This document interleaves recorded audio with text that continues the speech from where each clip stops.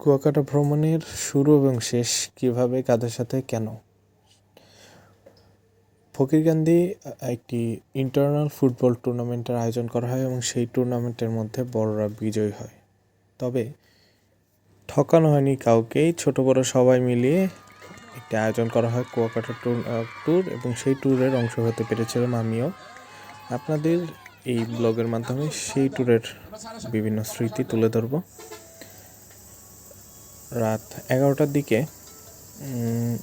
হসপিটালের মোড় থেকে একটি বাস ছাড়ে এই কুয়াকাটার উদ্দেশ্যে। মূলত এই বাসে 54 জন যাত্রী ছিল, যার মধ্যে একই গ্রামে তিন বয়সী দল ছিল, মূলত ছোট বড় মাঝারি, এবং আমি সামহাও বড় যে দল রয়েছে সেই দলের মধ্যে অন্তর্ভুক্ত হয়ে যাই।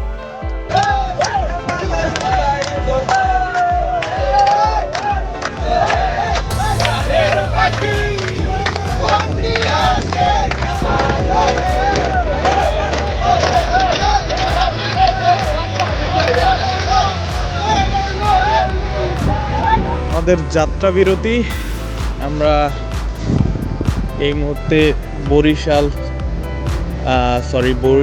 ক্রস করে পটুয়াখালীর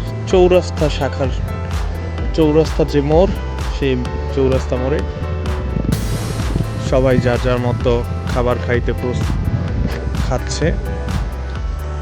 আসলে বরিশাল শহরের যে এই পটুয়াখালী শহরের এর আগেও আমি ঘুরতে আসছিলাম। এই পটুয়াখালী শহরের এই রোড সাইড যে ল্যাম্প লাইট, এগুলো কিন্তু আসলে খুবই আকর্ষণীয় দেখতে। অন্যান্য শহরগুলো, বিশেষ করে আমাদের শরীয়তপুরে কিন্তু এই ধরনের ল্যাম্প লাইট আমরা দেখতে পাই না।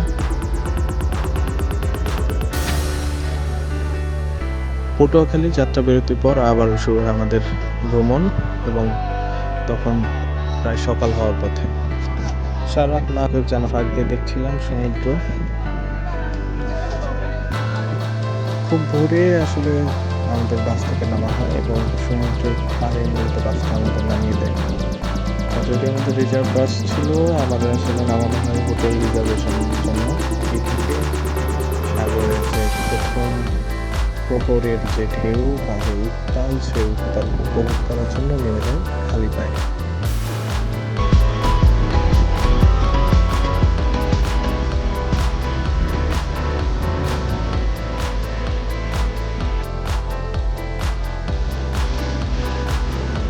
আমার ভিডিও সেশন শেষ হওয়ার আগেই দেখলাম যে আমাদের টিম মেম্বাররা অলরেডি খেতে চলে গেছিলো এবং আমিও চলে গেলাম খাওয়ার জন্য। এখানে মূলত সকালবেলা আমরা খেয়েছিলাম খিচুড়ির সাথে ডিম। যদিও খিচুড়ির স্বাদটা খুবই জঘন্য ছিল, তবে সারা রাত না খাওয়া অবস্থায় প্রচণ্ড খিদে তখন আসলে খেতে বাধ্য হয়েছে এই খিচুড়ি। এরপর আমরা প্রোটিন চলে যাই সাগর পাড়ে, এবং আসলে সকালে যে একটা আবহাওয়া, সেটি কিন্তু তখনও 10-11টা, তখনও কিন্তু আবহাওয়াটা প্রায় একই ছিল। কারণ ওই আমরা যেই দিনটায় যাই সেই দিনে একটু মেঘলা মেঘলা অবস্থা ছিল, এবং মানে আমার যতটুকু মনে পড়ে সেই দিন একটা বিপদ সংকেত ছিল, ঝড় হওয়ার আশঙ্কা ছিল।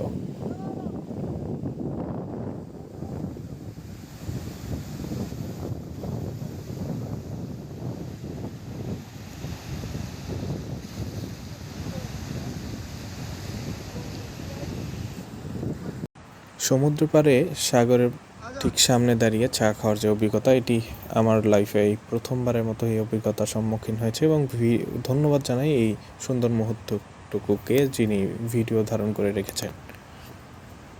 স্থানীয় একটা অটো ভাড়া করে চলে যাচ্ছি লাল কাঁকড়ার বিচ। সেখানে আরও বেশ কিছু স্পট আছে, সেগুলো আমরা ঘোরার ট্রাই করব। আজকে কুয়াকাটায় আমাদের প্রথম দিন, সাথে আছে নাজমুল ভাই এবং তুহিন মামা। এই সময় কিন্তু সাগরের উত্তাল ঢেউ, আর পর্যটকদের আনাগোনা বিকেলের দিক একটু বাড়ছে।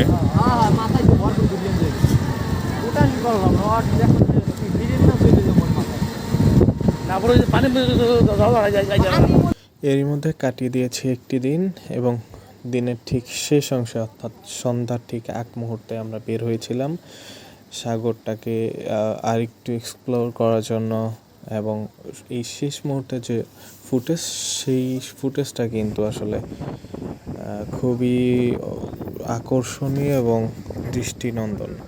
সাগরের যে বিকেলের যে সোনালি রোদ, সাথে সাগরের ঢেউ, সব মিলে যেন একটা গুড কম্বিনেশন। আমিও সেই সুযোগটাকে কাজে লাগিয়ে দাঁড়িয়ে পড়লাম একটু ভিডিওর জন্য।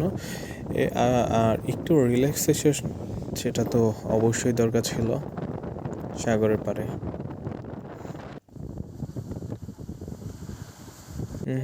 আমি কিন্তু একেবারেই মিস করিনি। আমিও যে এই ঝুলনার দোল খেতে খেতে সাগরের যে উত্তাল ঢেউ সেটি উপভোগ করেছি। এই যে সামনে যে বনটা দেখছেন, এটা মূলত ঝাউবন, আর এইদিকে মূলত বলা হয়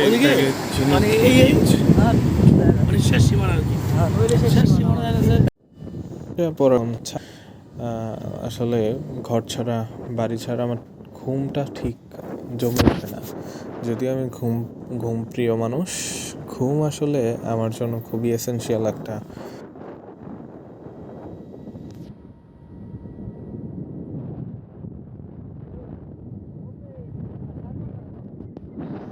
এই তো করবো আজকে।